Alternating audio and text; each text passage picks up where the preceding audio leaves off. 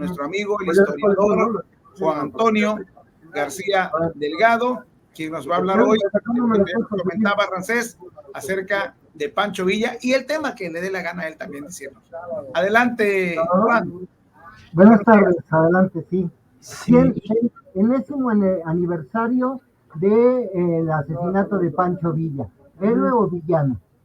No, entonces dan un bloquito de las azules de las sí, el centenario del asesinato de Pancho Villa, 23 de julio de 1923. Lo importante de Pancho Villa es destacar que, independientemente de los errores y terribles fallas en materia de hacia dónde vamos, de materia de teoría, no había teoría, era un hombre iletrado, aprendió a leer ya cuando estaba en las batallas. Fue el revolucionario que destrozó el viejo ejército porfirista. Esa es la gran hazaña de Pancho Villa, el que supo tener la habilidad y el carisma para llegar al pueblo y plantear las cosas como tenía que plantearlas. Hay que recordar que Pancho Villa nace a la luz pública en aquella época, en la batalla que se da en la toma de Ciudad Juárez en 1911. Francisco I. Madero había ganado la elección, o le habían dado el triunfo de la elección, pero Porfirio Díaz había sido derrocado en la medida en que se fue acercando a los europeos, se fue alejando de los Estados Unidos.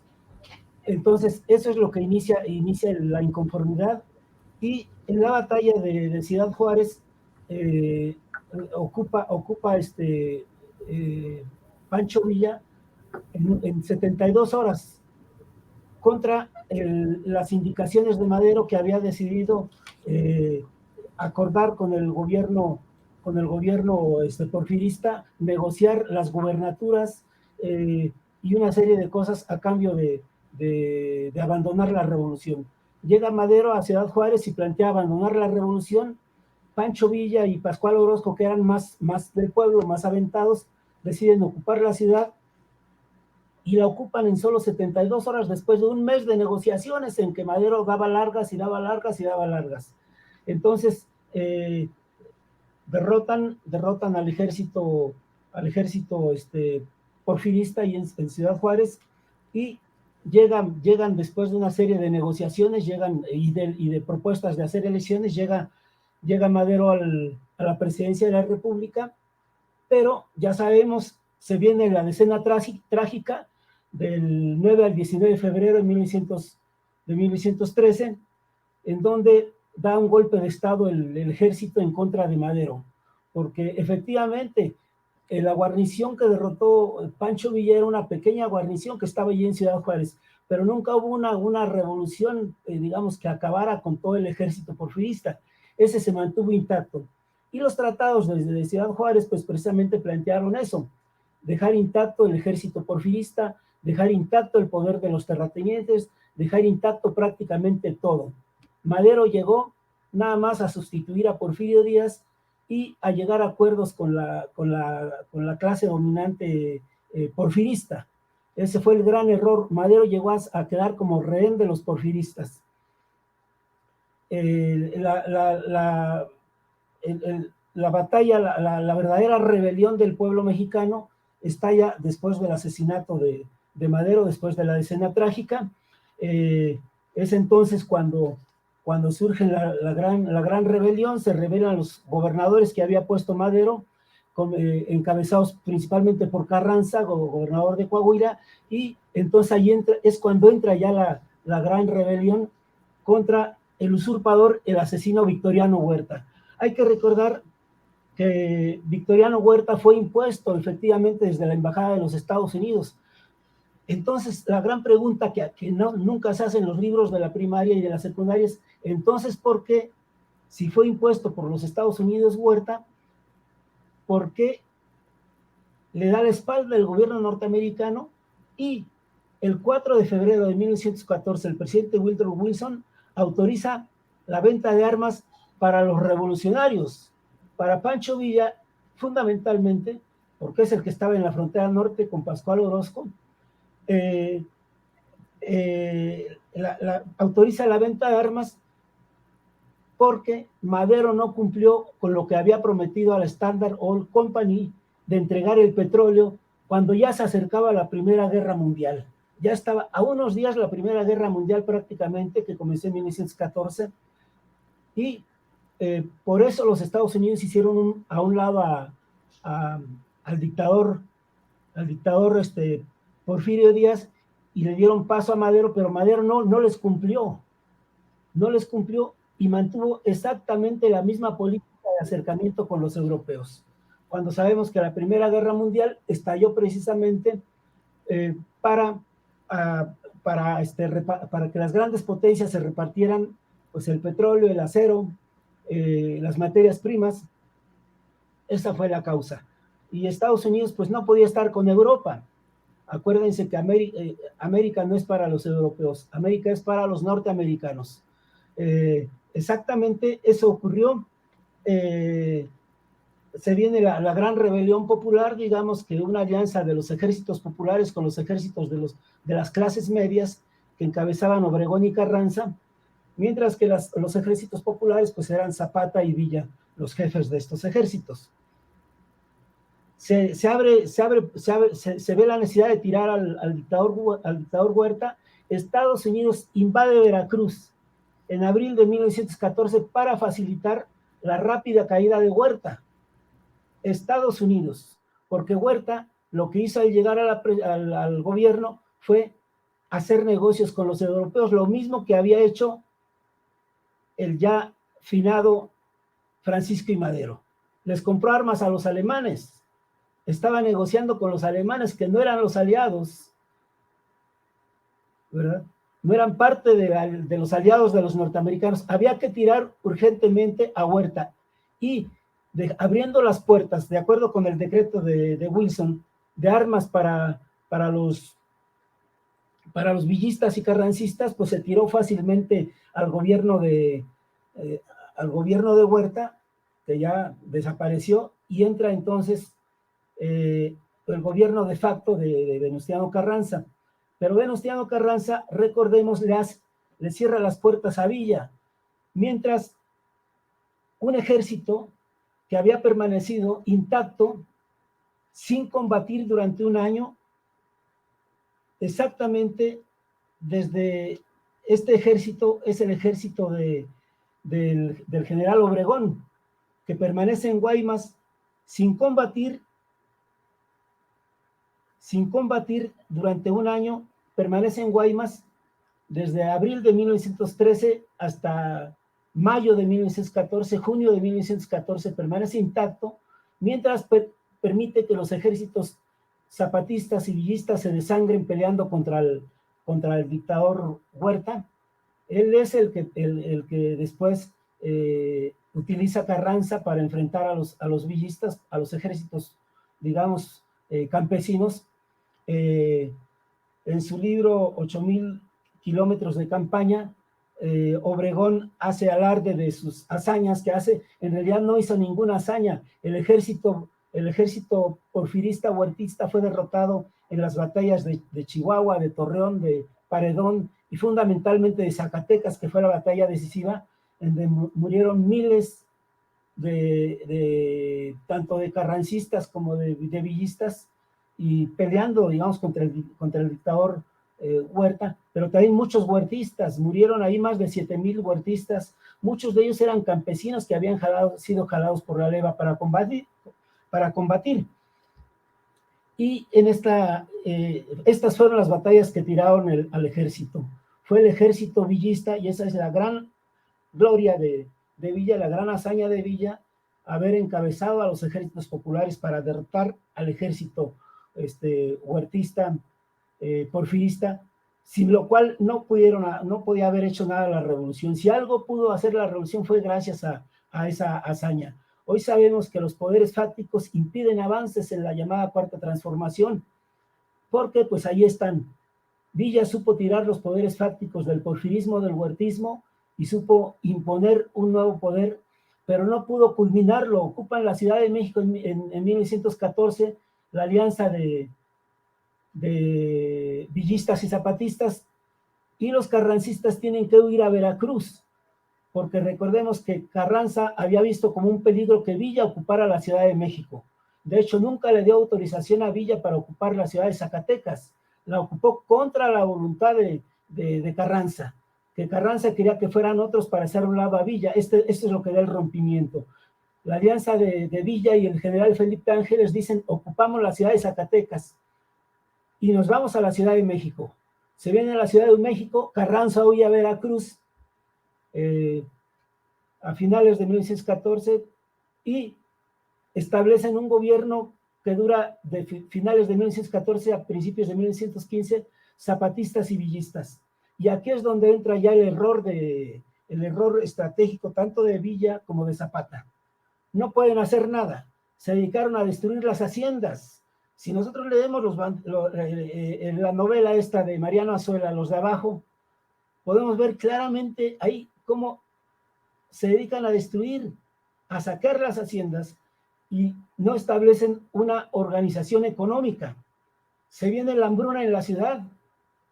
Los zapatistas tienen los cultivos de milpalta, de Xochimilco, eso es muy importante, pero nunca organizan a la clase obrera de la Ciudad de México. Al contrario, son los ejércitos del norte y del sur los que ocupan la ciudad y nunca desarrollan una fuerza militar en el centro. Eso es lo que aprovecha Obregón cuando ya en alianza con Carranza y con los norteamericanos, ¿qué deciden? Y aquí viene la otra fecha importantísima: deciden dejar de vender armas a los villistas. El mismo Wilson lanza otro decreto, esto lo hace, por aquí lo tenemos anotado, el